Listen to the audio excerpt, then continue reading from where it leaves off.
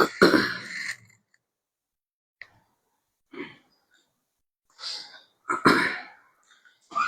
الحمد لله نحمده ونستعينه ونستغفره ونعوذ بالله من شرور أنفسنا وسيئات أعمالنا من يهده الله فلا مضل له ومن يضلل فلا هادي له ونشهد أن لا إله إلا الله ونشهد أن محمدا عبده ورسوله أرسله بالحق بشيرا ونذيرا وداعيا إلى الله بإذنه وسراجا منيرا قال الله عز وجل أعوذ بالله من الشيطان الرجيم بسم الله الرحمن الرحيم يا أيها الذين آمنوا اتقوا الله حق تقاته ولا تموتن إلا وأنتم مسلمون يا أيها الناس اتقوا ربكم الذي خلقكم من نفس واحدة وخلق منها زوجها وبث منهما رجالا كثيرا ونساء واتقوا الله الذي تساءلون به والأرحام إن الله كان عليكم رقيبا قال رسول الله صلى الله عليه وسلم فإن خير الحديث كتاب الله وخير الهدى هدى محمد صلى الله عليه وسلم وشر الأمور محدثاتها وكل محدثة بدعة وكل بدعة ضلالة وكل ضلالة في النار وقال عليه الصلاة والسلام ولم ينقص المكيال والميزان إلا أخذوا بالسنين وشدة المؤونة ودور السلطان عليهم وقال رسول الله صلى الله عليه وسلم في حديث أيضا ولم ينقضوا أحد الله وأحد رسوله إلا سلط الله عليهم عدوا من غيرهم فأخذوا بعد ما في أيديهم رواه الجماعة. புகழனைத்தும் அல்லாஹ்வுக்கே உரித்தாக்கி அவருடைய இஸ்லாமும் அவருடைய இஸ்லாத்தும் தூதர் முஹம்மது ஸல்லல்லாஹு அலைஹி வஸல்லம் அவர்கள் மீதும் அவர்களை பின்பற்றி வாழ்ந்த சத்தியத்தோழர்கள் மீதும் மேலும் யாரெல்லாம் அவர்களை பின்பற்றி வாழ்ந்தார்களோ அத்தவர்கள் மீதும் வாழக்கூடியவர்கள் மீதும் மறுமை நாள் வரை யாரெல்லாம் அவர்களை பின்பற்றி வாழ்வார்களோ அத்தவர்கள் மீது உண்டாவதாக என்று பிரார்த்தித்து இந்த ஜும்மாவுடைய உரை ஆரம்பம் செய்கிறேன். அன்பான சகோதரர்களே, இந்த ஜும்மாவுடைய உரையாக பெரும்பாலும் எல்லா பள்ளிவாசல்களிலும் வக்ஃப் சட்ட திருத்தத்தை பற்றிய தகவல்கள் தான் பெரும்பாலும் இடம்பெறும் என்பதை நாம் எல்லோருமே அறிந்து வைத்திருக்கக்கூடிய ஒரு பொதுவான ஒரு விஷயம். அன்பான சகோதரர்களே, இன்றைய ஜும்மாவுடைய உரை நம்முடைய உரையும் இன்ஷா அல்லாஹ் அதை ஒட்டியே நாம் அமைத்துக் கொள்ள இருக்கிறோம். வக்ஃப் சட்டம், அதனுடைய சில கருத்துகள் என்ன, அந்த கருத்து, அந்த சட்டம் என்ன சொல்ல வருகிறது என்பதை பற்றியும், இப்படிப்பட்ட சட்டங்கள் வருவதற்கான காரணங்கள் என்ன என்பதை பற்றியும், அதற்கான தீர்வுகள் என்ன என்பதை பற்றியும் நம்முடைய உரையை இன்ஷா அல்லாஹ் இந்த இடத்திலே முடிந்த அளவு குர்ஆன் ஹதீஸுக்கு உட்பட்டு நாம் அமைத்துக் கொள்ள நாம் முயற்சிக்கிறோம். அன்பான சகோதரர்களே, வக்ஃப் அல்லாஹ்வுடைய திருப்தியை நாடி நம்முடைய மார்க்கத்திற்காக வேண்டி, இஸ்லாமிய மக்களுடைய நன்மைகளுக்காக வேண்டி அர்ப்பணிக்கப்படுகின்ற ஒரு விஷயம். அது எதுவாக இருக்கட்டும். இப்போ பள்ளிவாசலுக்கு நீங்க ஒரு ஃபேன் வாங்கி கொடுத்தால் அதுவும் வக்ஃப் செய்யப்படக்கூடிய ஒரு விஷயம் தான். பள்ளிவாசலுக்கு குழாய் நீங்கள் அமைத்து கொடுக்கிறீர்கள், உது செய்வதற்காக ஹவுது ஏற்படுத்தி கொடுக்கிறீர்கள், வக்ஃப் செய்கிறீர்கள். அல்லாஹ்வுடைய திருப்தியை நாடி நாம் எந்த ஒரு காரியத்தை சமூகத்துடைய நலனுக்காக நாம் செய்கிறோம், இஸ்லாமிய மக்களுடைய நலனுக்காக, இஸ்லாமிய மக்களுடைய நலனுக்காக நாம் செய்கின்றோமோ அந்த விஷயங்களை வக்ஃப் விஷயங்களாக மார்க்கம் சொல்லக்கூடிய விஷயங்களாக இருக்கு. சஹாபாக்கள் இந்த விஷயத்துல மிக அதிகமான ஆர்வத்தோடு இருந்தார்கள். சஹாபாக்களுக்கு பின்னர் வந்தவர்களுடைய வாரிசுகளும் அந்த விஷயத்திலே தன்னுடைய சொத்தை அல்லாஹ்விற்காக கொடுக்கக்கூடிய விஷயத்திலே, முஸ்லிம்களுடைய நலனுக்காக கொடுக்கக்கூடிய விஷயத்திலே சஹாபாக்களுக்கு இருந்த ஆர்வம் இன்று நம்மிடத்திலே இல்லை என்பதுதான் யதார்த்தமான ஒரு உண்மை. உதாரணத்திற்கு ஒரு சிறிய ஒரு செய்தியை நான் இந்த இடத்துல பதிவு செய்ய நாம் விரும்புகிறோம். நபி ஸல்லல்லாஹு அலைஹி வஸல்லம் அவருடைய காலத்திலே கடுமையான தண்ணீர் பஞ்சம் ஏற்படுகிறது. மக்கா மதீனா நகரத்துல எங்கு பார்த்தாலும் தண்ணீர் இல்லை, தண்ணீர் பற்றாக்குறை இருக்கிறது. தண்ணீர் சில இடங்களில் தண்ணீர் இருக்கிறது. யூதரிடத்துல ஒரு மிகப்பெரிய ஒரு கிணறு இருக்கிறது. அந்த கிணற்றில்தான் அதிகமான தண்ணீர், மதீனாவிலே மிக அதிகமான தண்ணீர், அதிக சுவை உள்ள தண்ணீர், நல்ல குடிக்கிற தண்ணீர் அந்த கிணற்றில் தான் இருக்கிறது. ஒரு யூதரிடத்துல இருக்கிறார். பெருமானார் ஸல்லல்லாஹு அலைஹி வஸல்லம் அவர்கள் சஹாபாக்களிடத்தில் சொல்லி காட்டுகிறார்கள், யார் அந்த கிணற்றை அல்லாஹ்வுடைய திருப்திக்காக வேண்டி வாங்கி முஸ்லிம்களுக்கு அர்ப்பணிப்பார்கள். ஃபர்ஸ்ட் கை தூக்கினார்கள் உஸ்மான் ரலியல்லாஹு அன்ஹு அவர்கள். உஸ்மான் ரலியல்லாஹு அவர்கள் முதலாக கை தூக்கி நான் செய்கின்றேன் ரசூலுல்லாஹ் அப்படி சொன்னாங்க. போனாங்க, சொன்னதோடு நிறுத்தாமல் போனாங்க. அதை ஈரனிடத்திலே போய் பேசினார்கள். அப்போ நபி ஸல்லல்லாஹு அலைஹி வஸல்லம் சொன்னார்கள், யார் இவ்வாறு முஸ்லிம்களுக்கு அர்ப்பணிக்கிறார்கள், முஸ்லிம்களுக்கு அந்த கிணற்றை வாங்கி முஸ்லிம்களுக்கு அர்ப்பணிக்கிறாரோ அவர்களுக்கு சுவனம் உண்டு என்பதாக நபி ஸல்லல்லாஹு அலைஹி வஸல்லம் சொன்ன உடனே உஸ்மான் ரலியல்லாஹு அவர்கள் கை தூக்கி ஓடி போறாங்க. அந்த ஈரனிடத்துல போய் பேசுறாங்க, எப்படியாச்சும் அந்த கிணறு வாங்கியே ஆக வேண்டும், சொர்க்கம் கிடைக்கும் சொல்லியாச்சு நபி ஸல்லல்லாஹு அலைஹி வஸல்லம். நம்முடைய நோக்கம் என்ன? சொர்க்கம் போகணும், வேற எதுவுமே கிடையாது. இந்த உலகத்துல நிம்மதியான வாழ்க்கை வாழ வேண்டும், சந்தோஷமாக இருக்க வேண்டும் என்பதெல்லாம் சஹாபாக்களுடைய நோக்கம் அல்ல. அவங்க என்ன செஞ்சாங்க? உஸ்மான் ரலியல்லாஹு அவர்கள் உடனடியாக அந்த யூனிடத்துல போய் பேசுறாங்க. அந்த இனத்தை எந்த விலைக்கு வேண்டுமானாலும் வாழ்வதற்கு அவர்கள் தயாராக இருந்தார்கள். அந்த யூனியன் பார்த்தா இதுதான் சான்ஸ், ஃபர்ஸ்ட் கொடுக்க மாட்டேன் அப்படின்னு சொல்லி முரண்டு பிடிச்சார். முடியாது முடியாது முடியாது, நிறைய பல மடங்கு விலை அதிகமாக அதை விலை ஏற்றி அந்த இனத்தை அந்த யூதன் கடைசியில விற்பனை செய்வதற்கு முன் வந்தால் விற்பனை செய்துவிட்டார். உஸ்மான் ரலியல்லாஹு அவர்கள் அந்த இனத்தை வாங்கி தன்னுடைய முழு செல்வத்தை, தன்னுடைய செல்வத்திலே பெரும்பகுதிய அந்த இனச்சுக்காக மட்டுமே வாங்கி கொடுத்து அந்த இனத்தை வாங்கி முஸ்லிம்களுக்குரிய நன்மைகளுக்காக வேண்டி அதை அர்ப்பணித்தார்கள். அது மதீனா நகரத்தில் இருந்த எல்லா மக்களும் பயன்படுத்தினார்கள் என்பது வேறு வரலாறு. நபி ஸல்லல்லாஹு அலைஹி வஸல்லம் முஸ்லிம்களுக்காக என்று சொன்னதை அதன் பிறகு அது எப்படி மாறியது? மதீனா நகரத்தில் இருந்த யூதர்கள் பயன்படுத்தினார்கள், முனாஃபிகீன்கள் பயன்படுத்தினார்கள், வரக்கூடிய செல்லக்கூடிய எல்லா வியாபாரிகள், பயணிகள் என்று எல்லாரும் பயன்படுத்தக்கூடிய ஒரு கிணறாக அது மாறிவிட்டது. அந்த அளவிற்கு சஹாபாக்களுக்கு அடுத்து இருந்த அவர்களுடைய வாரிசுகளும் மார்க்கத்துடைய நலனுக்காக வேண்டி, குறிப்பாக முஸ்லிம்களுடைய நலனுக்காக வேண்டி அல்லாஹ்வுடைய திருப்தியை நாடி, வேறு எதுவும் கிடையாது அவர்களுக்கு நோக்கம். இவ்வளவு நான் செய்திருக்கிறேன் என்று அவர்கள் மக்களால் பாராட்டப்பட வேண்டும், புகழப்பட வேண்டும் என்கின்ற சிந்தனை அந்த சஹாபாக்களுக்கு, அவர்களுக்கு பின்னர் வந்தவர்களுக்கு யாருக்குமே கிடையாது. நயவந்தர்கள் இருந்தார்கள். அப்படி நயவந்தர்களை பற்றி நாம் தரத்தில் பேசுறோம், சஹாபாக்களை பற்றி நாம் சொல்லுகிறோம். சஹாபாக்களில் யாருக்குமே அந்த சிந்தனை கிடையாது. அப்ப சஹாபாக்களுடைய சிந்தனை அல்லாஹ்விடத்திலே எனக்கு நன்மை வேண்டும், எனக்கு சுவனம் வேண்டும். அந்த நன்மையை நாடி அந்த சஹாபாக்கள் என்ன செய்யறாங்க அப்படின்னா, தன்னுடைய பொருளாதாரத்தில் பெரும் பகுதி என்ன செய்யறாங்க அப்படின்னா, முஸ்லிம்களுடைய நலனுக்காக வேண்டி அல்லாஹ்வுடைய திருப்தியை நாடி தன்னுடைய பொருளாதாரத்தில் பெரும் பகுதியை அவர்கள் செலவழிக்கின்றார்கள், முஸ்லிம்களுக்காக வேண்டி அவர்கள் விட்டுக் கொடுக்கின்றார்கள். இவ்வாறு இருக்க இன்றைய காலகட்டத்திலே கூட பல வருடங்களாக அன்றைய ஆரம்பித்த அந்த வக்ஃப் செய்யப்படக்கூடிய அந்த விஷயம், சஹாபாக்களுடைய காலத்திலிருந்து ஆரம்பித்த அந்த விஷயம் தொடர்ச்சியாக இஸ்லாமிய மன்னராட்சி இருந்த அந்த பகுதிகளிலே கூட அது தொடர்ச்சியாக நடைபெற்று வந்தது என்பதுதான் நிதர்சனமான ஒரு உண்மை. இந்த காலகட்டத்தில் இந்த வக்ஃப் திருத்த சட்டம் என்கின்ற ஒரு சட்டத்தை தற்போது ஆட்சி செய்து கொண்டிருக்கக்கூடிய மத்திய அரசு, ஒன்றிய அரசு ஒரு சட்டத்தை கொண்டு வருகிறார்.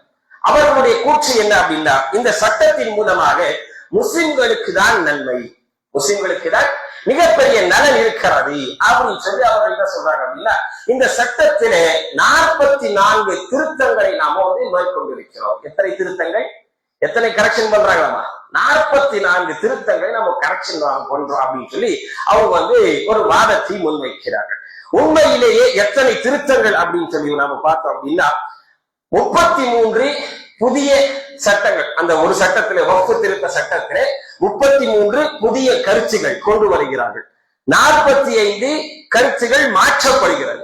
ஏற்கனவே இருந்த சட்டத்திலே 45 கருத்துகள் மாற்றப்படுகிறது, 33 கருத்துகள் புதியதாக கொண்டு வரப்படுகிறது, 37 கருத்துகள் ஏற்கனவே இருந்த அந்த சட்டத்திலே இருந்த 37 கருத்துகள் முழுவதுமாக நீக்கப்படுகிறது.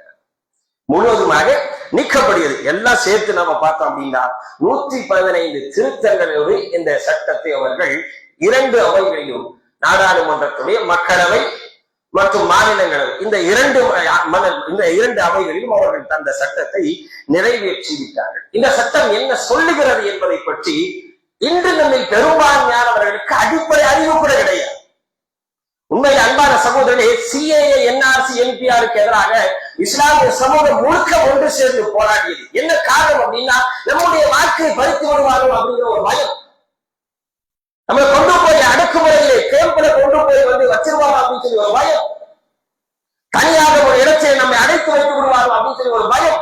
உசுரை குறித்த ஒரு பயம் வந்து விட்டது அந்த நேரத்தில். யதார்த்தம் இதுதான், யதார்த்தம் இது. அன்பான சகோதரனே, நாம நினைக்கிறோம் வக்ஃப் சட்டம் அது ஒரு பெரிய ஒரு பாதிப்பு கிடையாது முஸ்லிம்களுக்கு அப்படின்னு சொல்லி நன்றாக மனதிலே பதிய வைத்துக் கொள்ளுங்கள். சிஏஏவை விட மோசமானது, என்ஆர்சி, என்பிஆர் சட்டங்களை விட மிக மோசமானது, இந்த சட்டங்களை விட மிக மோசமானது.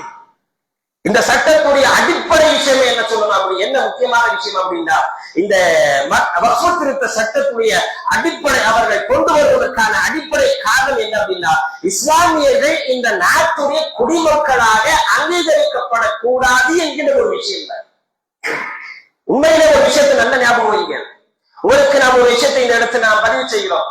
சென்ற எல்லா இடத்திலும், எல்லா முஸ்லிம் சகோதரத்திலும் இதை பதிவு செய்ய யாரிடத்தில் மறந்துவிடாது.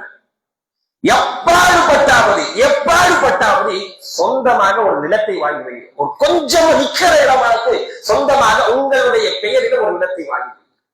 இந்த நாட்டுடைய பூர்வீகம் நீங்கள் அப்படிங்கிறதுக்கான மிகப்பெரிய ஒரு ஆதார் கார்டை விட மிக முக்கியமானது.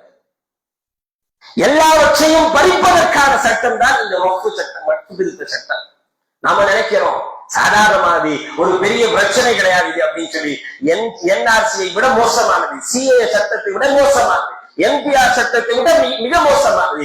நம்முடைய கைகளில் இருக்கக்கூடிய எல்லா விதமான நம்முடைய உரிமைகளை பறிப்பதற்கான அடிப்படை வழியை இந்த சட்டத்தின் மூலம் அவர்கள் கொண்டு வருவதற்கு முயற்சிக்கிறார். நாம நினைக்கிறோம் சாதாரணமான இந்த சட்டத்திற்கு எதிராக உண்மையிலே சொல்லப்பட வேண்டும் என்றால் சிஏஏ, என்ஆர்சி, என்பிஆரை எப்படி நாம் எதிர்த்து நாம் நின்றோமோ அதை விட மிக வீரியமாக இந்த சட்டத்தை எதிர்த்து நாம் நிற்க வேண்டும். அப்படி நாம் நிற்கல அப்படின்னா மார்க்கத்தை குறித்த எந்த ஒரு நலன் நாடுகளும் நம்ம பிரச்சனை இல்லை என்று நபிசார்கள் ஹதீஸை சொன்னார்கள். அத்தீனுன் நஸீஹா, தீனுன் நஸீஹா, தீனுன் நஸீஹா அப்படின்னாங்க. மூன்று முறை சொன்னாங்க. மார்க்கம் என்பதே பிற நலன் நாடுவதுதான் அப்படின்னா. மார்க்கம் என்பதே பிற நலன் நாடுவது.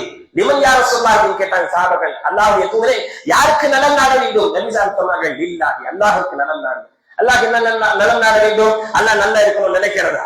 அப்படியா இல்ல. அல்லாஹை பற்றிய செய்திகளை அடுத்தவர்களுக்கு கொண்டு போய் சேர்க்கிறீர்கள்.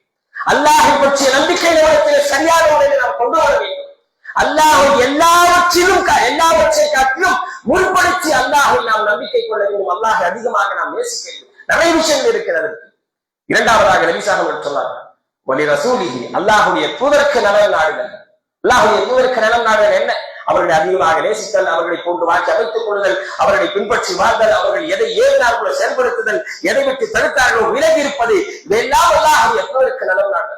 வலி கிதாபிஹி, அல்லாஹுடைய வேதத்திற்கு நலம் நாடுதல், அல்லாஹுடைய மார்க்கத்திற்கு நலம் நாடுதல், முஸ்லிம்களுடைய உலமாக்களுக்கு நலம் நாடுதல், முஸ்லிம்களுக்கு நலம் நாடுதல். இவ்வாறாக நபி ஸல்லல்லாஹு அலைஹி வஸல்லம் இந்த ஹதீஸிலே தொடர்ச்சியாக 5 விஷயங்களை நமக்கு சொல்லி காட்டினார்.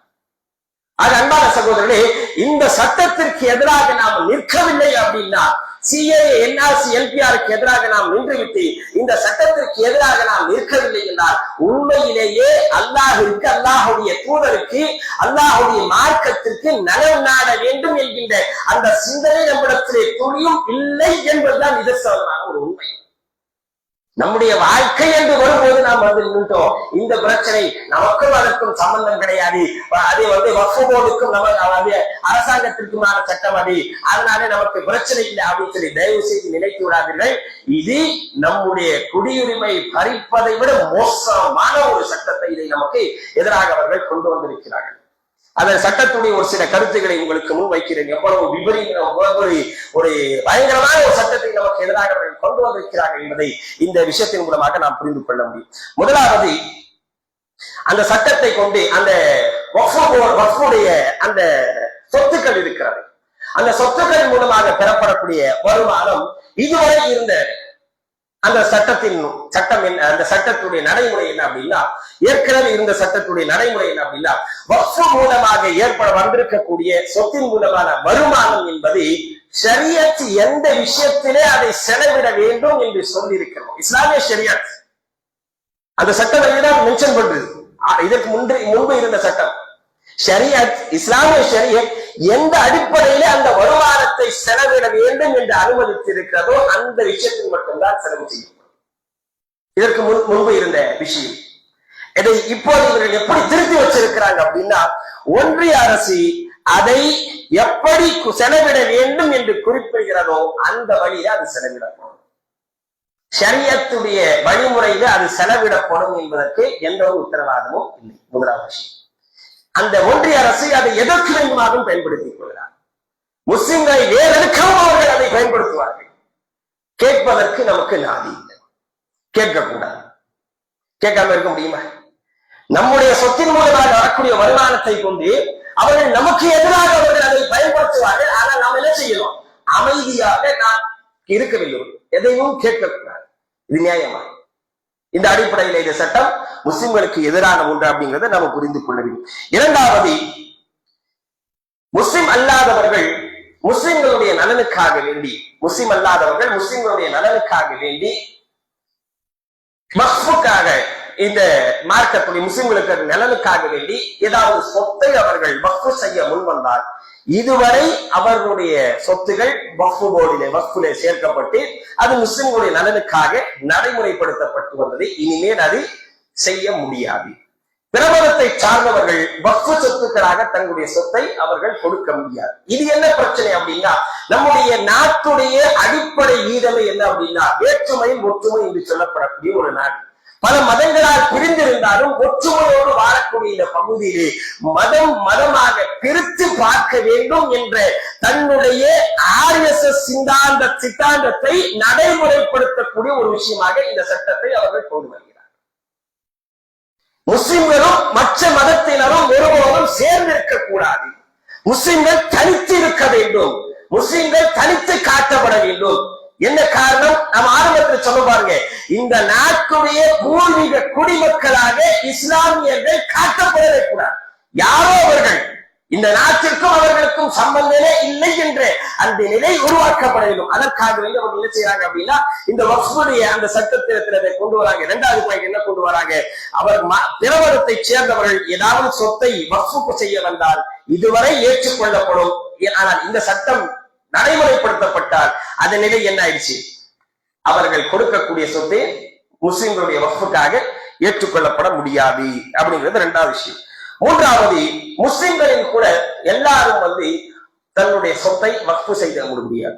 முஸ்லிம்களில் கூட எல்லாரும் தன்னுடைய சொத்தை வக்ஃபு செய்து விட முடியாது. என்ன காரணம் அப்படின்னா, தனது சொத்துக்களை அல்லாஹ்விற்காக வேண்டி, மார்க்கத்திற்காக வேண்டி, முஸ்லிம்களுடைய நலனுக்காக வேண்டி ஒருவர் அர்ப்பணிப்பதாக இருந்தால், வக்ஃபு செய்வதாக இருந்தால், அவர் 5 வருடங்கள் குறைந்தபட்சம் முஸ்லிமாக வாழ்ந்தார் என்பதற்கான ஆதாரத்தை நீங்கள் அரசிடம் சமர்ப்பிக்கிறீர்கள். 5 வருடங்கள் நீங்கள் முஸ்லிம்களாக நான் 5 வருஷமா இருக்கிறேன் அப்படின்னு சொல்லி நீங்க உங்களுடைய ஆதாரத்தை, ஆதார் கார்டு கிடையாது, நீங்க முஸ்லிமாக வாழ்ந்ததற்கான ஆதாரத்தை நீங்க கொண்டு போய் அரசாங்கத்திடம் நீங்கள் சமர்ப்பிக்க வேண்டும். அப்படி நீங்கள் சமர்ப்பித்தால் அதன் பிறகு நீங்கள் உங்களுடைய சொத்தை வக்ஃபு செய்ய முன்வந்தால் அதன் பிறகு அந்த சொத்து வக்ஃபு சொத்துக்களாக அது ஏற்றுக்கொள்ளப்படும் அப்படிங்கிறது ஒன்று. நான்காவது ரொம்ப ரொம்ப முக்கியமானது, என்ன விஷயம் அப்படின்னா, ஒருவர் வாய்மொழியாக வக்ஃபு செய்திருந்தால் இதுவரை அந்த நிலைமை ஏற்றுக்கொள்ளப்பட்டு கொண்டது. ஆனால் இனிமேல் சட்டபூர்வமாக ரெஜிஸ்ட்ரேஷன் பண்ணணும். வக்ஃபு செய்வதாக இருந்தால், அப்துல்லாஹ் என்கிற ஒருவர் தன்னுடைய நிலத்தை வக்ஃபு செய்வதாக இருந்தால், முஸ்லிம்களுக்கு அர்ப்பணிப்பதாக இருந்தால், அவர் இனிமேல் என்ன செய்யணும்? எழுத்துப்பூர்வமாக சட்டபூர்வமாக பதிவு செய்ய வேண்டும். பதிவு ரெஜிஸ்ட்ரேஷன் ஆபீஸ்ல போய் அதை ரெஜிஸ்டர் பண்ணணும். ஆனால் இதற்கு முன்பு இருந்த சட்டம் என்ன அப்படின்னா, வாய்மொழியாக ஆதாரத்தோடு அதை அவர் நடைமுறைப்படுத்தியிருந்தால் அதை வக்ஃபு சொத்துகளாக அது பார்க்கப்படும். இந்த விஷயம் தான் ரொம்ப ரொம்ப முக்கியமான, ரொம்ப டேஞ்சரா. என்ன காரணம் அப்படின்னா, பெரும்பான்மையான பழமையான பள்ளிவாசல்கள் மன்னர்களுடைய ஆட்சி காலகட்டத்திலே கட்டப்பட்டிருக்கின்ற வடநாட்டிலும் சரி தென்னாட்டிலும் சரி கட்டப்பட்டிருக்கின்ற பெரும்பான்மையான பள்ளிவாசல்கள் பதிவு செய்யப்பட்டு கட்டப்பட்ட பள்ளிவாசல்கள் கிடையாது. வக்ஃபு சொத்துக்களாக இருக்கக்கூடிய பெரும்பான்மையான பள்ளிவாசல்கள், லட்சக்கணக்கான பள்ளிவாசல்களும் நம்ம நினைக்கிறோம். அன்பான சகோதரர்களே, நாம் அதனாலதான் நம்ம சொல்றோம், CAA, NRC, NPR விட பயங்கரமான ஒரு சட்டம் இது. முஸ்லிம்களை வேறெடுக்க கொள்வதற்கக்கூடிய ஒரு சட்டம் இது. அதிகமான லட்சக்கணக்கான பள்ளிவாசல்கள் பதிவு செய்யப்பட்டு கட்டப்பட்ட பள்ளிவாசல்கள் கிடையாது. முஸ்லிம்களுடைய நலனுக்காக வேண்டி அரசர் அந்த காலகட்டத்தில் என்ன செய்வாரு? பண்டமாற்று முறை அது இருந்தது. அல்லது முஸ்லிம்கள் போவாங்க, மன்னரிடத்துல போவாங்க, மன்னரை போய் பள்ளிவாசல் கட்டணும், அந்த இடத்துல அவ்வளவு இடத்துல போய் கட்டிக்கிறீங்க போங்க, கபரஸ்தான்களும் அதை எடுத்துக்கிறீங்க போங்க அப்படின்னு சொல்லி மன்னர் சொல்வார். அந்த இடங்களும் எல்லாமே வக்ஃபுடைய சொத்துக்களாக அந்த காலகட்டத்தில் அங்கீகரிக்கவும் வக்ஃபு போர்டின் கிராதா இன்று வரை நடைமுறையிலே இருந்து வந்தது, தொடர்ச்சியாக இருந்து வந்தது. அப்படி அந்த சட்டங்கள் இன்று இறையற்றப்பட்டிருக்கின்ற சட்டங்கள், அது பிரச்சனை என்ன அப்படின்னா, எதுவெல்லாம் பதிவு செய்யப்படாத சொத்துக்களாக இருக்கிறதோ அந்த சொத்துக்கள் இன்னும் 6 மாதத்திற்குள்ளாக, இன்னும் நடைமுறைக்கு வந்துருச்சு, இன்னும் 6 மாதத்திற்குள்ளாக அந்த சொத்துக்கள் பதிவு செய்யப்பட வேண்டும். மூலப்பத்திரம் எங்கிருந்து எடுப்பீங்க? மன்னர் கொடுத்துட்டு போயிட்டார். குன்னூருக்கு போங்க, ஊட்டிக்கு போங்க, மலை ஃபுல்லா கபரிஸ்தான், பார்க்கிற தொலைவு வரைக்கும் கபரிஸ்தான். ஆங்கிலேயர்கள் கொடுத்துட்டு போன எப்படி பதிவு செய்வீங்க? எங்கிருந்து எடுப்பீங்க? யாரை குடிப்பீங்க? எப்படி ஆதாரத்தை சமர்ப்பீர்கள்? அதனால நம்ம சொல்லுவோம், மிக பயங்கரமான ஒரு சட்டம். ஒரு மஸ்ஜிதை அவர்கள் பறித்தது நம்மிடத்திலே ஒன்று. எதற்காக வேண்டி? பல லட்சக்கணக்கான மஸ்ஜிதுகள், மதரசாக்கள் நம்மிடமிருந்து பறிப்பதற்காக வேண்டித்தான். மஸ்ஜிதுகள் மட்டுமல்ல, பள்ளிவாசல்களோடு சேர்ந்து பல மதரசாக்களும் செல்லும், பல தர்காக்களும் செல்லும். நல்ல ஞாபகம், இந்த இடத்துல தர்காவுக்கு நம்ம ஆதரிக்கிறோம் அப்படிங்கிறது அர்த்தம் கிடையாது. தர்காவிற்கு நமக்கு ஆதரவு நம்ம செய்யறோம் அப்படிங்கிற அர்த்தம் நினைக்காதீங்க. முஸ்லிம்களுடைய சொத்துக்களாக அது மற்றவர்களால் பார்க்கப்படுகிறது. நமக்கும் தர்காவுக்கும் கருத்து வேறுபாடு இருக்கு. இஸ்லாத்தில் அது அனுமதி இல்லை. அதை நாம் தான் திருத்த வேண்டும். நம்மிடமிருந்து முஸ்லிம்கள் என்று இருக்கக்கூடியவர்கள் அதை பறிப்பதற்கு நாம் ஒருபோதும் அனுமதித்து விடக்கூடாது. இன்று அந்த தர்காவை பறிப்பதற்கு நாம் அனுமதிச்சதால் இந்த பள்ளிவாசல் வந்து நிற்பாங்க. ஒவ்வொரு பள்ளிவாசலும் வந்து நிற்பாங்க. எல்லாமே என்னுடையது, எல்லாமே இப்படிப்பட்டது, இப்படி வக்ஃப் போர்டிலே பதிவு செய்யப்படாத ஒரு சொத்து, அதனாலே அரசாங்கத்திற்கு சொந்தம். அந்த சட்டத்தில் இதில் கொண்டு வராங்க. வாய்மொழியாக சொல்லப்பட்டிருக்கின்ற சொத்துக்கள் இனிமேல் என்ன செய்யப்பட முடியாது. இனிமேல் வந்து 6 மாதத்திற்குள்ளாக அந்த சொத்துக்கள் வந்து அலுவலகத்திலே பதிவு செய்யப்படவில்லை. அப்படி பதிவு செய்யப்படவில்லை என்றால், உரிய சான்றுகள் இல்லை என்றால், அது எல்லாமே அரசாங்கத்துடைய, ஒன்றிய அரசாங்கத்துடைய சொத்துக்களாக பறிமுதல் செய்யப்படும். போதுமா? பள்ளிவாசல்களை பறிப்பதற்கான ஒரு நோக்கம் அல்ல. நல்ல ஞாபகம் வைங்க. அடுத்து, ஒரு வக்ஃப் நிலத்தை, ஒரு வக்ஃப் சொத்து இருக்கிறது அப்படின்னு, பள்ளி வாசல இருக்கிறது, இல்ல மதரசாக இருக்கிறது, இல்ல கபரஸ்தான் இருக்கிறது, இல்ல ஒரு பொது மைதானம் இருக்கிறது. அப்படி இருக்கக்கூடிய ஒரு நிலத்தை குறித்து யாரேனும் ஒருவர் வேறு மதத்தை சார்ந்தவர் யாராக இருந்தாலும் சரி, அது வக்ஃப் போர்டு சொத்து அப்படின்னு சொல்லி எனக்கு டவுட் இருக்கு அப்படின்னு சொல்லி சொன்னா போதும், அந்த ஆட்சி, அந்த பகுதியுடைய ஆட்சியார், அதாவது மாவட்ட ஆட்சித்தலைவர், கலெக்டர் என்ன செய்வார் அப்படின்னா, அந்த சொத்து வந்து வக்ஃப் போர்டுடைய சொத்து அப்படிங்கிறதுக்கான ஆதாரத்தை கேட்பார். வக்ஃப் போர்டு அந்த சொத்தை நிர்வகிக்கும் நபர்களிடத்திலே ஆதாரத்தை கேட்பார். அந்த ஆதாரத்தை அவர்கள் கொடுக்கவில்லை என்றால், அந்த ஆதாரம் அவர்களிடத்திலே இல்லை என்றால், அந்த சொத்து அரசாங்கத்துடைய சொத்து என்று பறிமுதல் செய்யப்படும். நல்ல ஞாபகம். இந்த சட்டத்தில் இதுதான் மிகப்பெரிய பிரச்சனையாகவே நமக்கு இருக்கிறார். பல பள்ளி வாசல்கள் நாம் இழக்க வேண்டிய ஒரு சூழ்நிலைக்கு நாம் தள்ளப்படுவோம். ஏன் பள்ளி வாசல்கள் அப்படின்னு சொல்லி நம்ம சொல்றோம் அப்படின்னா, இஸ்லாமிய மார்க்கத்துடைய கேந்திரமே பள்ளி வாசல்கள் தான். இன்று பள்ளி வாசல்கள் பள்ளிவாசலாக இல்லை, மஸ்ஜிதுகளாக இன்று இல்லை.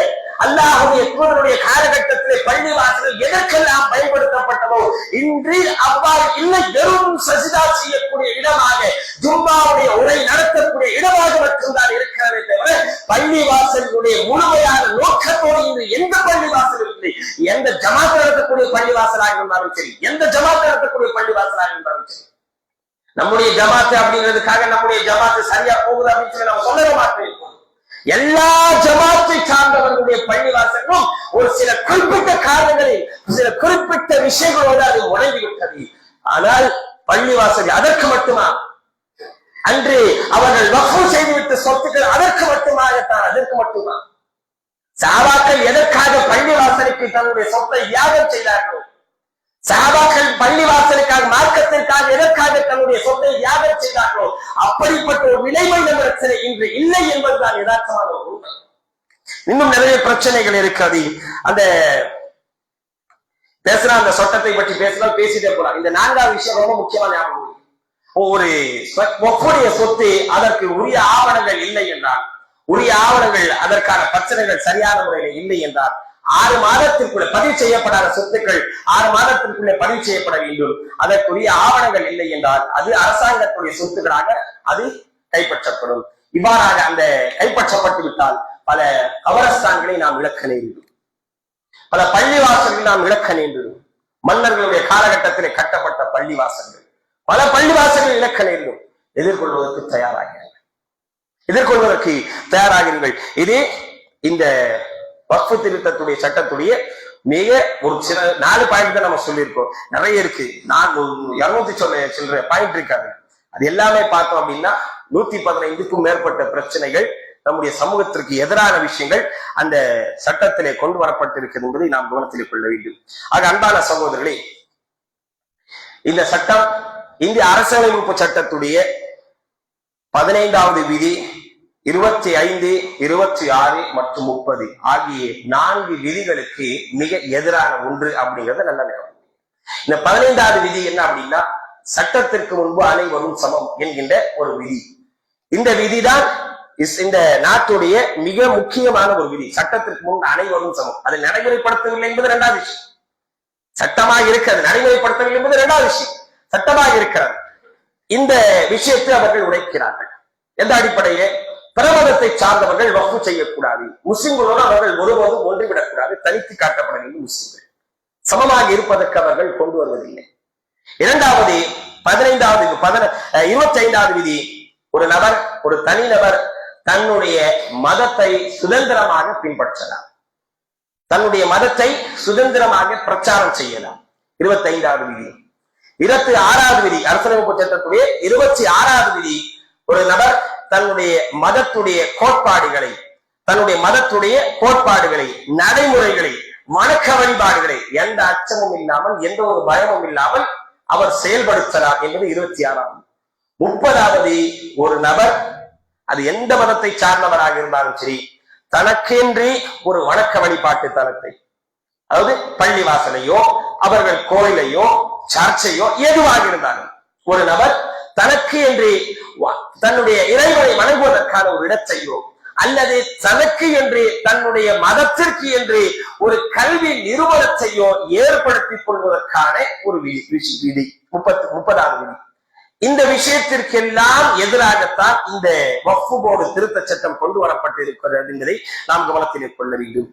இந்த சட்டங்கள் கொண்டு வரப்படுவதற்கான அடிப்படை காரணங்கள், சில விஷயங்கள் நம்ம சொல்லுவோம். மார்க்கத்துடைய பார்வையும் நம்ம பார்க்கணும் இல்லையா? வெறுமே சட்டத்தை மட்டுமே பேசிட்டு போனோம் அப்படின்னா பிரயோஜனம் இல்லை. மார்க்கம் அதற்கு என்ன தீர்வு சொல்லி இருக்கிறது என்பதை குறித்து நபிசம் அன்னைக்கே சொல்லிட்டு போயிட்டாங்க. புதுசா ஒண்ணும் செய்யல. நம்ம ஏற்கனவே CA, NRC, NPR அந்த பிரச்சனை வந்திருக்கும் போது கூட பல பள்ளி வாசல்களை ஜும்மா நடக்கும் போது கூட பல பள்ளி வாசல்களை இந்த விஷயத்தை நாம பதிவு செய்தோம். முஸ்லிம்களுக்கு எதிராக இவர்கள் கொண்டு வரக்கூடிய சட்டங்கள் யாவும் புதுசு கிடையாது, எதுவும் புதுசு கிடையாது. குர்ஆன் ஹதீஸில் ஏற்கனவே சொல்லப்பட்டிருக்கின்ற, ஏற்கனவே மற்ற முஸ்லிம்களுக்கு முன்பாக நமக்கு முன்பு வாழ்ந்த முஸ்லிம்களுக்கு எதிராக நடைமுறைப்படுத்தப்பட்ட விஷயம் தான். எதுவுமே புதுசு கிடையாது, எதுவுமே புதுசு கிடையாதுங்க. CAA, NRC, NPR என்ன நம்முடைய இதை காட்டணும், நாம் இந்த நாட்டுக்காரன் தான் சொல்லி காட்டணும். காட்டல அப்படின்னா தனி முகாம்ல கொண்டு போய் அடைச்சிருவான். அதுதான் செஞ்சாங்க. மக்கா வாக்கிய நபிஸ்லாம் அவர்களுக்கு 3 வருடம் நாடு கடத்தப்பட்டார்கள், 3 வருடம் ஊரை விட்டு விலக்கி வைக்கப்பட்டார்கள், தனி முகமாகத்தான் அவர்கள் அடைக்க வைக்கப்பட்டார்கள். இது நபிசாசம் மட்டுமல்ல, நிறைய நபிமார்களுக்கு இது நடந்திருக்கிறாங்க. எதுவுமே புதுசு கிடையாது. அப்ப இந்த வக்ஃப் போர்டு திருத்த சட்டம் மட்டும் புதுசா? இது வருவதற்கான காரணம் என்ன? அதை பற்றி நபிசாமி தான் சொல்லியிருக்காங்க. நம்ம திரும்பி பார்த்தோம் அப்படின்னா எக்கச்சக்கமான ஹதீஸ்கள் நபிசாமி இந்த விஷயத்தை நமக்கு ஏற்கனவே சொல்லிட்டு போயிட்டாங்க. ஹதீஸ் சரியான ஹதீஸ், இவர் மாதிரி வரக்கூடிய ஹதீஸும் எல்லாம் நாம் பதிவு செய்யும். முதலாவதாக, இது போன்ற பிரச்சனைகள், முஸ்லிம்களுக்கு எதிரான பிரச்சனைகள் வருவதற்கான மிக முக்கியமான ஒரு காரணம் அல்லாஹ்வுடைய நியாமத்தை நாம் நன்றி மறப்பது. அல்லாஹ்வுடைய நியாமத்துகளை பயன்படுத்திக் கொண்டு, அல்லாஹ்வுடைய அருட்கொடைகளை பயன்படுத்திக் கொண்டு அல்லாஹ்வுடைய அருட்கொடைகளுக்கு நன்றி செலுத்தாமல் நாம் இருப்போம். நாம் ஒரு சில பேருக்கு நன்மை செய்து விடுவோம், சில பேருக்கு உதவி செய்து விடுவோம், பொருளாதார உதவியோ அல்லது வேற ஏதோ உதவி செய்து விடுவோம். உதவி செய்துவிட்டு நன்றியை எதிர்பார்க்கும். நமக்கு அவர் நன்றி செலுத்தவில்லை என்றால், அல்லது நன்றி செலுத்த நாம எதிர்பார்க்கவும் இல்லை வைங்க, பிற்காலத்துல நாம சொல்றத அவர் செய்யணும் அப்படின்னு சொல்லி எதிர்பார்க்கும். அப்படி செய்யல அப்படின்னா எவ்வளவு செஞ்ச நன்றி கட்டத்தனமா நடக்கிறான் அப்படின்னு சொல்லி நம்ம பேசுவோம். நம்முடைய மனைவிமார்கள், நம்முடைய பிள்ளைகள் எல்லாமே நம்ம செய்வோம். நம்முடைய பிள்ளைகள் நம்ம சின்ன பேச்சை கேட்கலாம் அப்படின்னா நன்றி கட்டத்தனமா இருக்காது அப்படின்னு சொல்லுவோமா இல்லையா? அல்லாஹ்வுடைய எத்தனை அருட்கொடைகளை நம்ம பயன்படுத்துகிறோம். எல்லா அருட்கொடைக்கும் நாம் நன்றி செலுத்துகிறோம். எல்லா அருட்கொடைகளுக்கும் நாம் நன்றி செலுத்துகிறோமா? அல்லாஹ் தஆலா தன்னுடைய திருமறை குர்ஆனில் சொல்கிறார், உங்களுக்குள்ள அல்லாஹ்வுடைய அத்தாட்சிகள், அல்லாஹ்வுடைய அருட்கொடைகள் ஏராளம் இருக்கிறது. திரும்பி பார்க்க மாட்டீங்களா அப்படின்னு அல்லாஹ் கேட்கிறார். அல்லாஹ்வுடைய அருட்கொடைகள் உங்களுக்குள்ளே இருக்கிறது அப்படிங்கிற அல்லாஹ் திரும்பி பார்க்க மாட்டீங்களா அப்படின்னு சொல்லி அல்லாஹ் கேட்கிறார். எத்தனை அருட்கொடைகள் அல்லாஹ் தஆலா கொடுத்திருக்கிறார். அந்த அருட்கொடைகளுக்கு நாம் நன்றி செலுத்தாமல் இருந்தால், நாம அடுத்தவங்களுக்கு நாம நல்லது செஞ்சுட்டு நம்ம பேச்சு அவங்க கேட்கல அப்படின்னும் போது நம்ம நன்றி கெட்டவர்கள் அப்படின்னு சொல்லி அவங்க சொல்றோமே, அல்லாஹ்வுடைய பார்வையிலே நாம எவ்வளவு நன்றி கெட்டவர்கள்.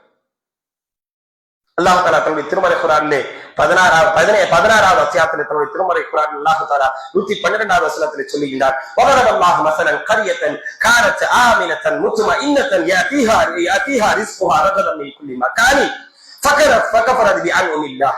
அல்லாஹ் தஆலா ஒரு ஊரை கொண்டு உங்களுக்கு உதாரணம் சொல்லுகிறார். அல்லாஹ் தஆலா ஒரு ஊரை கொண்டு உங்களுக்கு உதாரணம் சொல்லுகிறார். அந்த ஊர் எப்படி இருந்துச்சு?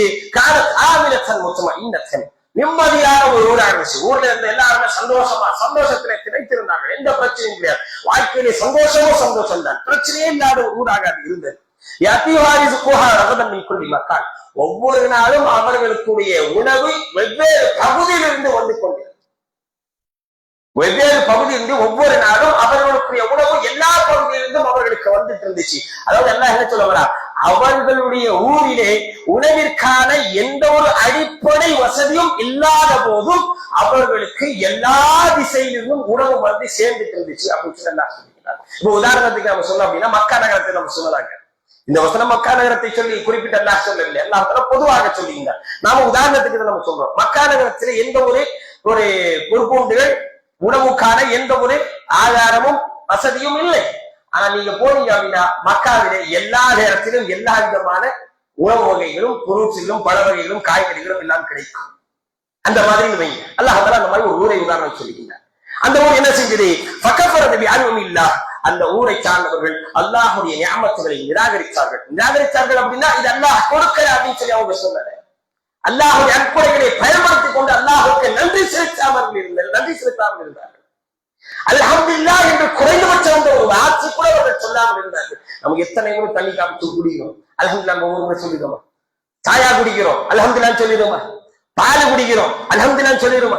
ஒரு மிட்டாய் சாப்பிடுறோம், அல்ஹம்துலில்லாஹ் சொல்லிடுமா? எல்லாமே அல்லாஹ்வுடைய அருட்கொடை தானே. எத்தனையோ இன்பங்களை நாம் பயன்படுத்துகிறோம், அல்லாஹ்வுடைய அருட்கொடைகள் தானே. அல்லாஹ்வுக்கு நன்றி செலுத்துகிறோம். நபி ஸல்லல்லாஹு அலைஹி ஹதீஸ் சொன்னாங்க, அல்லாஹ் தஆலா ஒரு அடியானை பார்த்து எப்போ சந்தோஷப்படுறான் அப்படின்னு சொல்லும் போது, அல்லாஹ் தஆலா ஒரு அடியான் ஒரு கவனம் உணவு சாப்பிட்டு அல்ஹம்துலில்லாஹ் அப்படின்னு சொன்னாங்க, ஒரு மடக்கு தண்ணி குடிச்சிட்டு அல்ஹம்துலில்லாஹ் அப்படின்னு சொன்னா அல்லாஹ் தஆலா அந்த அடியானுக்கு ரொம்ப சந்தோஷப்படுறாங்க. அந்த அடியானுக்கு அல்லாஹ் தஆலா திருப்தி அடைகிறார்களாக சொன்னாங்க. அப்போ அல்லாஹ்வுடைய திருப்தி நமக்கு பெற்று தருகின்ற இந்த அல்லாஹ்வுக்கு நன்றி செலுத்துதல் நம்மிடத்தில் இல்லை என்றால் அல்லாஹ் தஆலா என்ன சொல்லுகிறார்? ஃபஅதாகல்லாஹு லிபாஸல் ஜூஇ வல் கௌஃபி பிமா கானூ யஸ்னஊன். அவர்கள் அப்படி இருந்தாங்க இல்லையா, அல்லாஹ்வுக்கு நன்றி செலுத்தாமல் இருந்தார்களே, அதற்காக வேண்டி அவர்களுக்கு அல்லாஹ் தஆலா பயம் மற்றும் பசியை சுவைக்க வைத்தான் என்றார். அல்லாஹ் சொல்லுகிறார். எதை சுவைக்க வைத்தான்? பசி மற்றும் பயம். பயம் வந்துருச்சா சிஏ என்ஆர்சி அப்படின்னும் போது வந்துருச்சா பயம்? தெருவில் எல்லாரும் போராடினோம், கை குழந்தைகளோடு நின்று போராடினோம். பயம் வந்துருச்சு. ஐயோ வாழ முடியாத நமக்கு மௌத்தாயிருமோ, கொண்டு போய் கேமரா அடைச்சு போட்டுவானோ, இவ்வளவு சொத்து சேர்த்து வச்சுட்டோமே, எல்லாம் நாசமா போயிருவோமோ அப்படின்னு சொல்லி பயம் வந்துருச்சு நமக்கு. அல்லாஹ்வுடைய அருட்கொடைகளை நிராகரித்தால் பயம் நம்முடைய உள்ளத்திலே என்றும் இருக்கும். ஒரு காப்பர் இருந்தா எதிரில் நிக்கிற ஏதாச்சும் பிரச்சனை பண்றா அப்படின்னா 10 முஸ்லிம்களுடைய தரதரன்னு பயப்படணும். அந்த சஹாபாக்களை பார்த்து ஆயிரக்கணக்கான காப்பர்கள் ஒரு சாதியை பார்த்து பயந்துட்டு ஓடுனாங்க. அவங்கள்ட்ட ஈமான் இருந்துச்சு, நம்மள்ட்ட இல்ல. யதார்த்தம் இது. பயப்படுகிறோம், கோழைகளாக மாறிவிட்டோம். அவ்வளவு பயம். அடிச்சிருவானோ, பிடிச்சிருவானோ, பிடிங்கிடுவான், என்ன செஞ்சிருவான், அடிவச்ச கொண்டுவானா, அது அங்கே போயிட்டே இருவோம். அல்ல அதற்கான குறி நமக்கு தருவார். போயிடுவோம், என்ன செஞ்சிட முடியாமனால. ஏன் பயம்ன்ற? அடுத்து வாங்க, 2வது பாயிண்ட். இந்த வக்ஃப் திருத்த சட்டம், இது போன்ற இஸ்லாமியர்களுக்கு எதிரான சட்டங்கள் அல்லாஹ்வுடைய தண்டனையாக்கும். நான் சொல்லல, நபி ஸல்லல்லாஹு சொன்னாங்க. ஹதீஸுக்கு வாருங்கள். இப்னு மாஜால வரக்கூடிய 4019வது ஹதீஸ். பெரும்பாலும் நம்ம எந்த ஜும்மாவிலும் சரி வசன நம்பரும் சொல்ல மாட்டோம், ஹதீஸ் நம்பரும் சொல்ல மாட்டோம். இன்னைக்கு சொல்றோம். ஹதீஸ் நம்பர் அரபி நம்பர், அரபி கிதாப்ல போய் தேடுங்க. இப்னு மாஜா தமிழ்ல போய் தேடிட்டு இமாம் சொல்றது பொய்யே, தமிழ்ல இல்லை, கிதாப்ல இல்லைன்னு சொல்லி வந்து சண்டை போட்டு வந்துட்டு இருக்கக்கூடாது. நிக்கிறாங்க அந்த மாதிரி நிறைய பேர். அரபி நம்பர் தான் சொல்றோம். 4019வது ஹதீஸ் அரபி புத்தகத்துல போய் தேடுங்க. அதுல நபி சாஹிப் சொன்னாங்க, வலம் என் குசுல் மிக்கியான அவன் மீசான. ஒரு சமூகம் வியாபாரம் செய்யும் போது எடை தராசு நிறுத்தி கொடுக்கும் போது மோசடி செய்தான், அளந்து கொடுப்பதில் மோசடி செய்தான். இல்லா ஒஹிலூபி சினீன, அவர்களிடத்திலே பஞ்சமான ஒரு காலகட்டம் அவர்களுக்கு பிடிக்கும். அவர்களுக்கு என்ன பிடிக்கும்? பஞ்சம் பிடிக்கும். வசித்தத்தில் மௌனா, அதே போன்று விலை அதிகம், விலையேற்றம், பொருட்களுடைய விலை மிக அதிகமாக மாறும், வாங்க முடியாத அளவிற்கு மாறும். அடிக்கடி மாறுத மார்க்கெட்ல 200 ரூபாய் 300 ரூபாய் காய்கறி மாறுதா இல்லையா? என்ன காரணம்? வியாபாரத்திலே மோசடி செய்தார். அல்லாஹுடைய தண்டனை. அது மட்டும் இல்லை, வஜௌரி சுல்தானி அணியும்.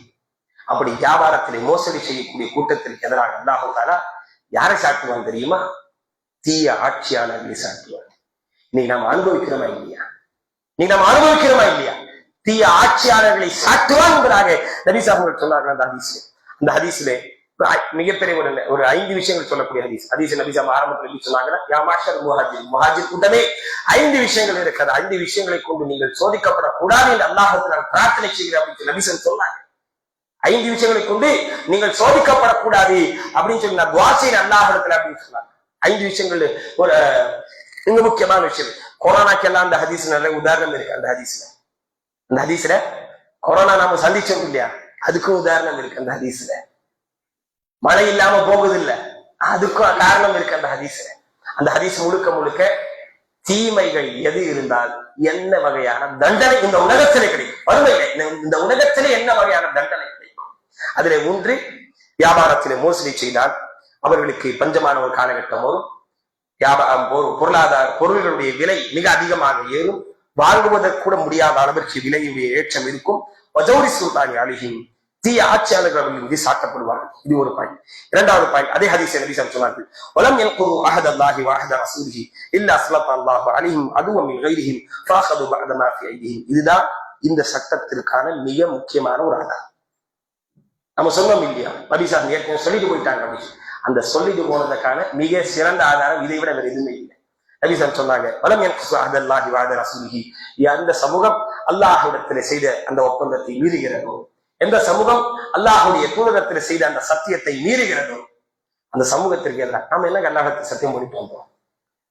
அவனை மட்டுமே வணங்குவோம் அப்படின்னு சொல்லி அல்லாஹ்விடத்தில் சத்தியம் பண்ணிட்டு வந்தாங்க. நம்ம இல்லை, அல்லாஹுடைய தூதரை நாம் பின்பற்றுவோம் அப்படின்னு சொல்லி சத்தியம் பண்ணிட்டு வந்தோம். ஆனா இல்ல, அல்லாஹுடைய தூதரை பின்பற்றல, பொய்யான வாழ்க்கை தான் நம்ம வாழ்ந்துட்டு இருக்கோம். இந்த ஒரு சந்தேகம் இல்லை. அப்ப நபி ஸல்லல்லாஹு சொன்னாங்க, எந்த சமூகம் அல்லாஹ்விடத்தில் செய்த அந்த ஒப்பந்தத்தை மீறுகிறதோ, முறிக்கிறதோ, அல்லாஹுடைய தூதரத்தில் செய்த அந்த ஒப்பந்தத்தை முறிக்கிறதோ, இல்லா ஸல்லல்லாஹு அலைஹிம் அதுவும் மின் கைரிஹிம், அல்லாஹ் தஆலா அவர்களின் மீது அவர்களுக்கு உள்ளே இல்லாமல், அதாவது எந்த சமூகம் அல்லாஹ்விடத்தில் செய்த ஒப்பந்தத்தை மீறுகிறதோ, அல்லாஹுடைய தூதரத்தில் செய்த ஒப்பந்தத்தை முறிக்கிறதோ, அந்த சமூகத்திற்கு எதிராக அல்லாஹ் தஆலா ஒரு கூட்டத்தை சாட்டுவான். ஒரு கூட்டத்தை அல்லாஹ் தஆலா சாட்டுவான். அந்த சமூகத்திற்கு எதிராக அல்லாஹ் தஆலா ஒரு கூட்டத்தை கொண்டு வருவார். அந்த கூட்டத்தினர் அந்த கூட்டத்திற்கு உள்ளே இருக்க மாட்டார்கள். அவர்கள் அல்லாத வேறு எதிரிகளாக அவர்கள் இருப்பார்கள்.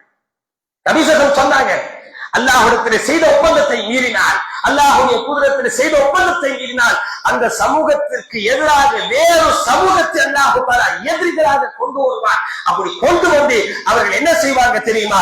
அல்லாஹுடைய தூதர் சொன்னாங்க, ஃபஅഖது பஅத மா ஃபீ ஐதிஹிம், அவர்களுடைய கையில என்னெல்லாம் இருக்கிறதோ எல்லாமே புடுங்கி விடுவாங்க. இன்னைக்கு அதாங்க கொண்டு வராங்க சட்டம். இன்னைக்கு அந்த சட்டத்தை அதுதான் செய்யறாங்க. வேற என்ன செய்யறாங்க? நம்முடைய கைகளில் இருக்கக்கூடிய நம்முடைய இஸ்லாமியர்களுக்கு என்று, முஸ்லிம்களுடைய நலனுக்காக என்று வக்ஃப் செய்யப்பட்ட சொத்துக்களை பிடுங்குவதற்காக அவர்கள் அந்த சட்டத்தை கொண்டு வந்திருக்கிறார்கள். என்ன அந்த சட்டத்துடைய விளைவு என்ன இருக்கும்? நம்மிடத்தில் எதற்கெல்லாம் சான்றுகள் இல்லையோ, எதற்கெல்லாம் ஆதாரங்கள் எல்லாத்தையும் பிடுங்கிட்டு போயிருக்கோம். அது அன்னைக்கே நபி ஸல்லல்லாஹு சொல்லிட்டு போயிட்டாங்க. அல்லாஹ்வுடைய செய்த அந்த ஒப்பந்தத்தை மீறினால், அல்லாஹ்வுடைய தூதரத்தில் செய்த ஒப்பந்தத்தை மீறினால் அவர்களுக்கு எதிராக அல்லாஹ் ஒரு எதிரி கூட்டத்தை கொண்டு வருவால், அந்த எதிரி கூட்டம் என்ன செய்வாங்க, அந்த முஸ்லிம் கூட்டத்திற்கு வந்து அவர்களிடத்திலே என்னெல்லாம் இருக்கிறதோ, அவருடைய கைகளில் என்னெல்லாம் இருக்கிறதோ எல்லாத்தையும் பறிச்சுட்டு போயிடுவாங்க அப்படின்னு சொல்லி அன்னைக்கே சொல்லிட்டு போயிட்டாங்க நபி. ஆக அன்பான சகோதரர்களே, இது அல்லாஹ்வுடைய மிகப்பெரிய தண்டனை என்பதை கவனத்திலே கொள்ளுங்கள். அடுத்து மூன்றாவது மிக முக்கியமான ஒரு விஷயம், நம்மிடத்திலும் குறைகள் இருக்கிறது. நம்மிடத்திலும் குறைகள் இருக்கிறது. சொல்லும் எப்படி சொல்லுவாங்க, உருதுல சொல்லுவாங்க ஜெய்சி கர்ணி வைசி வருங்கி கர்ணி அப்படின்னு சொல்லுவாங்க. அரபில சொல்லுவாங்க கமா துதீனு துதானு, நீ எப்படி நடக்கிறியோ அதே மாதிரிதான் உன்னிடத்திலும் நடந்து கொள்வார்கள் அப்படின்னு சொல்லி. நம்மிடத்திலும் இந்த விஷயத்துல குறைகள் இருக்கிறது. வக்ஃப் சொத்து என்பது முஸ்லிம்களுடைய நலனுக்காக வேண்டி அர்ப்பணிக்கப்பட்ட ஒரு சொத்தாக இருந்தாலும் தனிநபர்களுடைய அராஜகம் இன்று நிறைய இடத்துல யதார்த்தம் இதுதான். தங்களுடைய சொத்தை விட அதிகமாக சந்தோஷத்தோடு அதை அனுபவிக்கிறார். தனக்கும் தன்னுடைய குடும்பத்தாருக்கு மட்டுமான ஒரு பாத்தியப்பட்ட ஒரு சொத்தாக அந்த சொத்தை மாற்றிக் கொண்டார். அதனுடைய விளைவு என்ன, எது வக்ஃப் சொத்துன்னு சொல்லி அவனுக்கே தெரியாது, எதுவெல்லாம் வக்ஃப் சொத்து அப்படின்னு சொல்லி அவனுக்கே தெரியாது. அந்த நிலைமை, அந்த வக்ஃப் சொத்தை கட்டுக்குள்ள வைத்திருக்கக்கூடியவர்களிடத்தில் இருக்கக்கூடிய பலவீனம், அதை அவர்கள் தவறாக பயன்படுத்தக்கூடிய விதம், அதை மட்டும் சரியான முறையில் பயன்படுத்தப்பட்டிருந்தால் எத்தனையோ மருத்துவ கல்லூரிகள் இஸ்லாமியர்களுடைய கட்டுப்பாட்டில் இருக்கும். எத்தனை காலேஜ் இருக்குங்க தமிழ்நாட்டில், மெடிக்கல் காலேஜ், முஸ்லிம்கள் நடத்தக்கூடிய மெடிக்கல் காலேஜ். தேவையில்லாத விஷயங்களுக்கு, மண்டபங்களுக்கு லட்சக்கணக்கில் கோடி கணக்கில் செலவு பண்ணி மண்டபம் கட்டி வச்சிருக்கிறோம். ஒரு நாளைக்கு மண்டபத்துக்கு 5 லட்சம் 10 லட்சம் செலவு செஞ்சு கல்யாணம் பண்றோம். என்ன செய்ய முடியும்? தண்ட செலவுங்கிறனால ரமதான்ல கூட இந்த எந்த சஹர் சாப்பாடு அந்த சாப்பாடு தண்ட வேலைன்னு சொல்றாங்க. தண்டத்துக்கு செலவு செய்வது நம்மை மிஞ்சக்கூடியவர்கள் யாரும் இல்லை. அந்த செலவினங்கள் எல்லாம் கொண்டு வந்து சமூகத்துடைய நலனுக்காக செலவிட்டிருந்தால் இந்த பிரச்சனை வந்திருக்கார். அதை நாம் அந்த வக்ஃப் சொத்துக்களை சரியான முறையிலே நாம் நடைமுறைப்படுத்தாத அந்த நடைமுறைப்படுத்தாத காரணத்தினால்தான் அந்த சட்டத்தை அந்த சொத்தை புடுங்கிறது காரணமாக தனிநபர் அதை தவறாக பயன்படுத்துகிறார்கள். அவன் பார்க்கிறான், ஆஹா இவன்கிட்ட இவ்வளவு சொத்து வச்சிருக்கிறாரா, வக்ஃப் சொத்தா, ஒரு சட்டத்தை திருச்சிராத சட்டத்தை தூக்குறா அந்த சொத்தை அப்படிங்கிறது காரணம் அந்த சட்டத்தை கொண்டு வர. நம்மிடத்திலும் குறைகள் இருக்கிறது, மறந்து விடாது. வக்ஃப் சொத்து எவனுடைய அப்பனுடைய சொத்தும் கிடையாது. உங்களுடைய சொத்து, உங்களுடைய சொத்து, உங்களுடைய சொத்து, உங்களுடைய சொத்து, எல்லா முஸ்லிம்களுடைய சொத்து. நீங்க அதை கொடுத்திருந்தாலும் கொடுக்கலனாலும் சரி, முஸ்லிம்களுக்கு என்று அர்ப்பணிக்கப்பட்ட சொத்து கேட்கறதுக்கு உங்களுக்கு முழு உரிமை இருக்குது, அதிகாரம் இருக்குது. அதை தவறாக பயன்படுத்தக்கூடிய ஒரு கேட்டிருக்கிறோமா? கேட்கறதோ இல்லை, பயன்படுத்துறவ சொல்றதோ இல்லை. இதான் யதார்த்தம். இன்னைக்கு அவங்க தப்பா செயல்படுத்துறாங்க. இன்னைக்கு விலை என்ன ஆச்சு, அதிகம் அந்த சட்டத்தை, அந்த சொத்தையை புடுங்கிறதுக்கான ஒரு சட்டம் கொண்டு வந்தார். எப்படி தெரியுமா? முத்தலாக் சட்டம் இருக்கு பாருங்க. ஒரு மண்ணும் தெரியாது தலாக் சட்டம். நமக்கு ஆளுங்களுக்கே முக்காவாசி பேருக்கு தெரியாது தலாக் சட்டம் எப்படி நடைமுறைப்படுத்தணும் அப்படின்னு சொல்லி. முக்காவாசி ஆளுங்களுக்கே தெரியாது. பொது ஜனங்களுக்கு இன்னும் சுத்தம், அரசியல்வாதிகளுக்கு இன்னும் சுத்தம். ஒரு அரசியல்வாதி முத்தலாக் தடை சட்டத்தை அந்த சட்டம் கொண்டு வரும்போது ஒரு தொலைக்காட்சி நிகழ்ச்சியில ஆஹா ஓஹன் சூப்பரா பேசுறாரு. பேசுறது முழுக்க முழுக்க குர்ஆன் ஹதீஸ் ஆப்போசிட், சுயகரத்தை பேசுறாரு. இருந்தாலே மக்கள் எல்லாமே படித்தவர்கள் கூட என்னப்பா பேசுறான் வந்தாலும் அப்படின்னு பாராட்டுறாங்க. இன்னைக்கு நிலைமை அதுதான். நாம தவறு செய்ய போய் தான் நமக்கு எதிரான சட்டம் கொண்டு வர. நாம கரெக்டா இருந்து நாம் கொண்டு வர முடியாது. வக்ஃப் சொத்துல நம்மிடத்துல குறைகள், அநியாயமான முறையில பயன்படுத்துறாங்க. அதை கொண்டு முஸ்லிம்களுக்கு ஒரு துளி நன்மை கிடையாது, துளி நன்மை கிடையாது. முஸ்லிம்களுக்கு யாருக்கு ஏதாச்சும் நன்மை கிடைச்சிருக்கா? வக்ஃப் சொத்தின் மூலமா ஏதாச்சும் நன்மை கிடைச்சிருக்கிறா? முஸ்லிம்களுடைய நலனுக்காக விடப்பட்ட சொத்து எந்த துளி நன்மையும் இல்லை. அதை புடுங்கிறதுக்காக சட்டத்தை கொண்டு வர. சரி, நாம் என்ன செய்ய வேண்டும்? இன்ஷா அல்லாஹ் இரண்டாவது 2 பாயிண்ட் சொல்ல முடியும். அல்லாஹ் தஆலா நம் அனைவருக்கும் இஸ்லாமிய சட்டங்களை முழுமையான முறையில் படித்து அதை சரியான முறையில் நடைமுறைப்படுத்துவதற்கான புரிவாராக.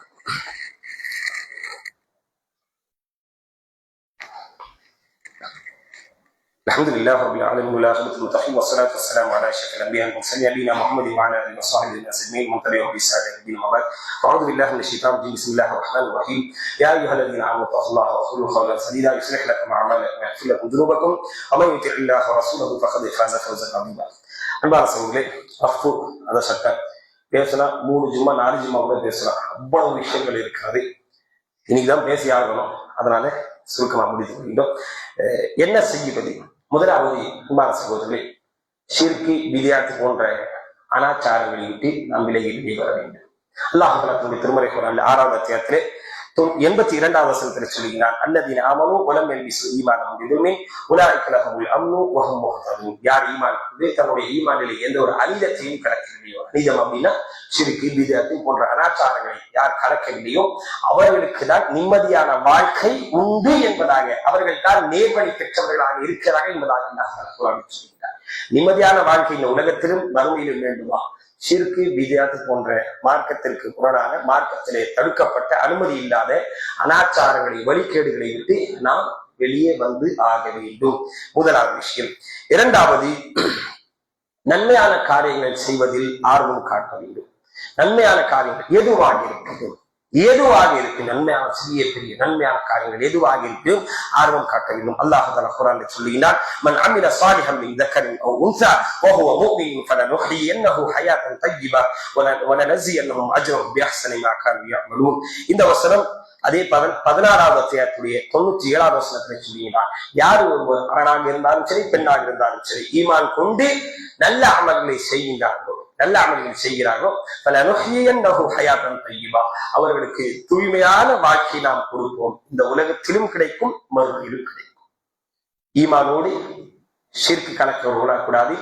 ஈமான் மட்டும் இருந்தாலும் போதாது, ஈமானோடு நல்ல செயல்களும் செய்ய வேண்டும். அப்படி செய்தால் அல்லாஹ் தஆலா ஒரு தூய்மையான ஒரு வாழ்க்கை கொடுப்பதாக நமக்கு வாக்களிக்கின்றார். அதே போன்று நிறைய வசனங்கள் இதை போன்று இருக்கிறது. சூரா முஹம்மதுடைய 47வது அத்தியாயத்துடைய 2வது வசனத்தையும் அல்லாஹ் தஆலா அதே செய்தியை சொல்லியிருந்தார். எடுத்து போய் பாருங்க. அதே மாதிரி 22வது அத்தியாயத்துடைய 77வது வசனத்தை அல்லாஹ் தஆலா சொல்லியிருந்தார். அந்த வசனத்தையும் எடுத்து பாருங்கள்.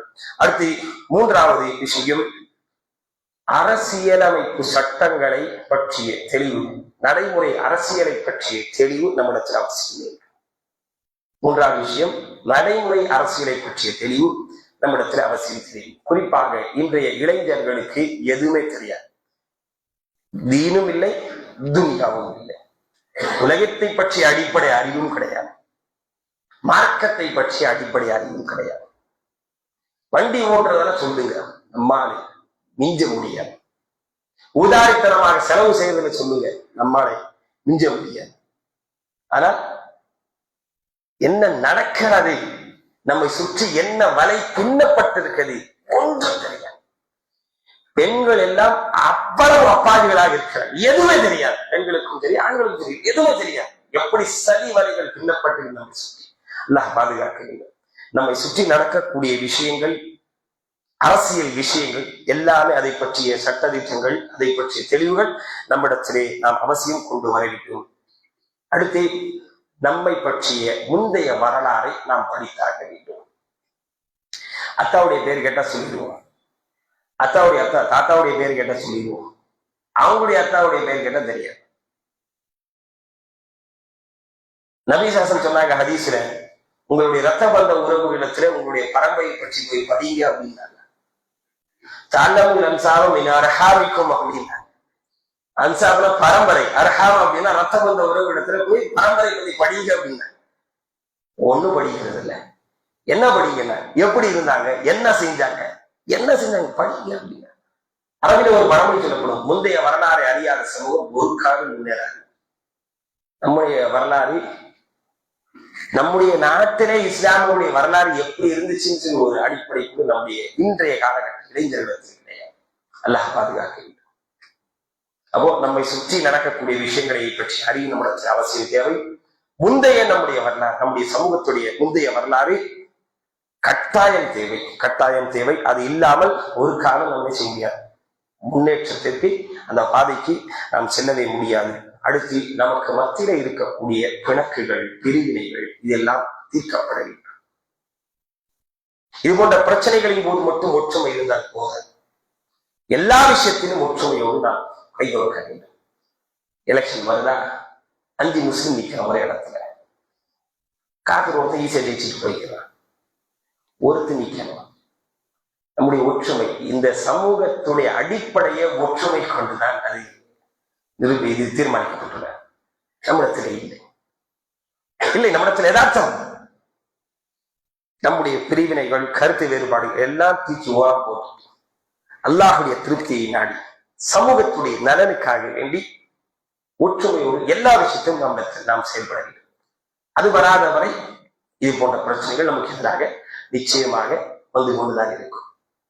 நீங்க போய் பார்க்கலாம், இன்னைக்கு போராட்டம் நடக்கும்போது எத்தனையோ இஸ்லாமிய அமைப்புகள் இருக்கிறாங்க. சரி பாதிக்கு மேல அமைப்புகள் வராது, அவங்க தனித்தனியா நடத்துவாங்க. பிரயோஜனம் இல்லை. ஒற்றுமை நமக்கு அவசியம். சஹாபாக்கள் போன இடத்துல எல்லாம் ஜெயிச்சுட்டு வந்தாங்க. ஒரு சஹாபியாசி கருத்து வேறுபாடு பிரிஞ்சிருந்தாங்க இல்ல. சகோதரத்துவம், ஒற்றுமை, அல்லாஹின் மீதான நம்பிக்கை, இதுதான் அவங்களுடைய வெற்றிக்கான மிக முக்கியமான காரணம். இது 3மே நம்மளுக்கு சரியான முறையில் இல்லை. எங்கிருந்து ஜெயிக்க முடியுங்க? எங்கிருந்து ஜெயிக்க முடியும்?